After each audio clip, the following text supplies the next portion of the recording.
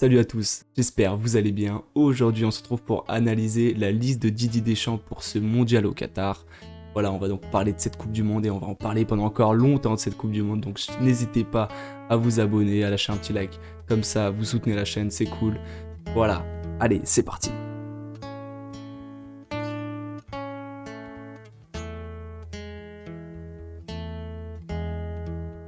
On va commencer par parler des choix forts de cette liste. Que sont ces choix? Déjà, premier choix, c'est de prendre très peu de latéraux. En effet, on a juste deux latéraux de métier et encore, je compte Pavard dans latéraux de métier alors que bon, c'est pas vraiment un latéral de métier.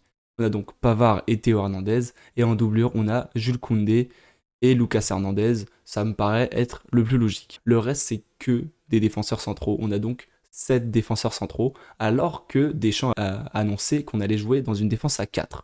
Ça peut paraître beaucoup, mais voilà, ça s'explique, ce nombre de défenseurs centraux. Déjà, on a Raphaël Varane qui n'a pas rejoué avec United depuis quelques temps, depuis sa blessure, et ne rejouera pas avant la Coupe du Monde.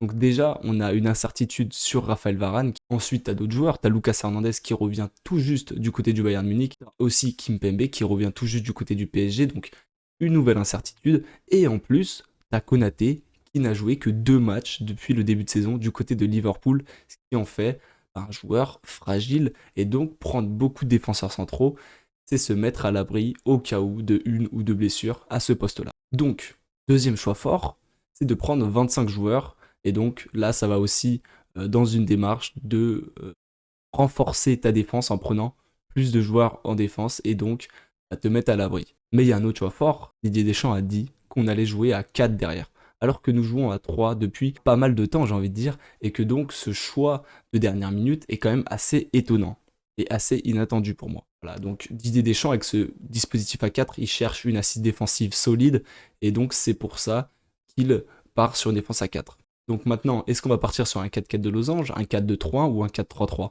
Pour moi, on peut déjà mettre de côté le 4-4 de losange, car on a déjà que 6 milieux dans la liste, donc ça m'étonnerait qu'on parte sur un 4-4 de losange. Et puis le milieu, c'est notre point faible dans cette liste, et donc je ne vois pas Didier Deschamps mettre en place un 4-4 de losange, ça serait complètement illogique. Maintenant, il nous reste le 4-3-3 et le 4-2-3-1.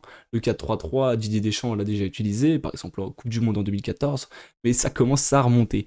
Depuis, il a surtout mis en place ce 4-2-3-1, qui l'a fait donc gagner une Coupe du Monde et fait atteindre une finale de l'Euro 2016.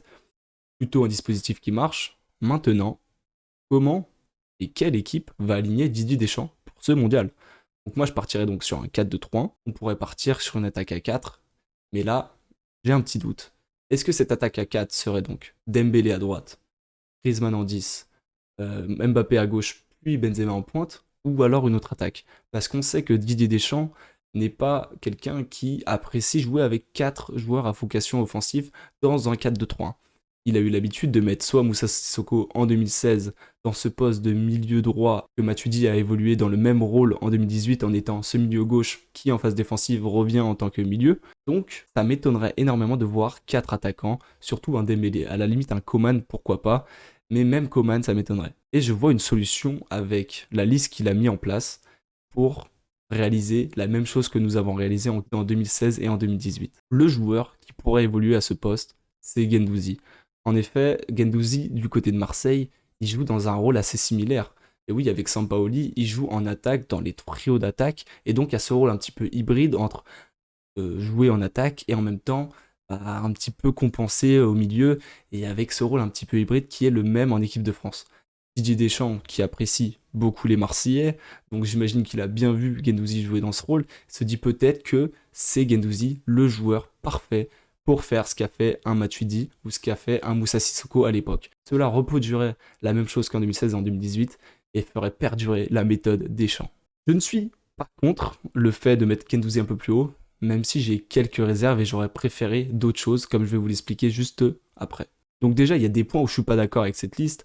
Pour moi, Verretou n'a rien à faire dans cette liste. À Marseille, il est correct, mais sans plus.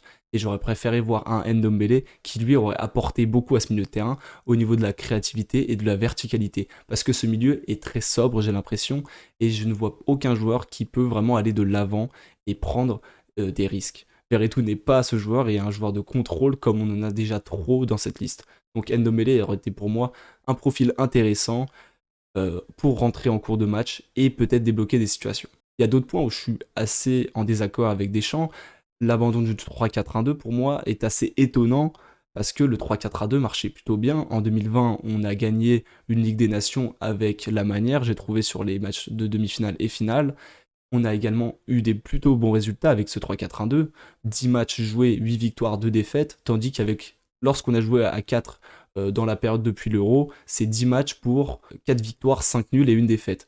Donc le bilan est clairement à l'avantage du 3-4-1-2, sauf que là on revient sur un système à 4. Alors je trouve ça assez étonnant, surtout au dernier moment, sans préparation.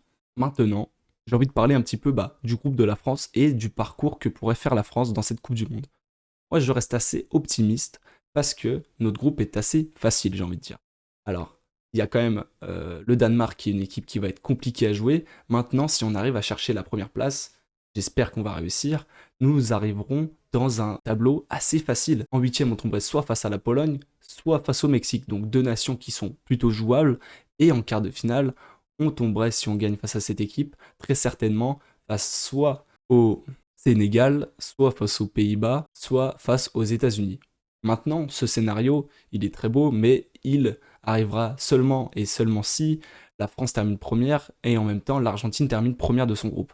Alors, c'est quand même la logique qui serait respectée si cela arrive, mais cela permettrait à la France d'atteindre la demi-finale sans avoir joué de cas d'or. Maintenant, je ne vois pas la France gagner cette Coupe du Monde parce que pour moi, le milieu est trop faible pour gagner une Coupe du Monde et je vois d'autres équipes bien meilleures que nous, comme le Brésil, l'Argentine ou encore l'Allemagne. Maintenant, dites-moi ce que vous pensez de cette liste.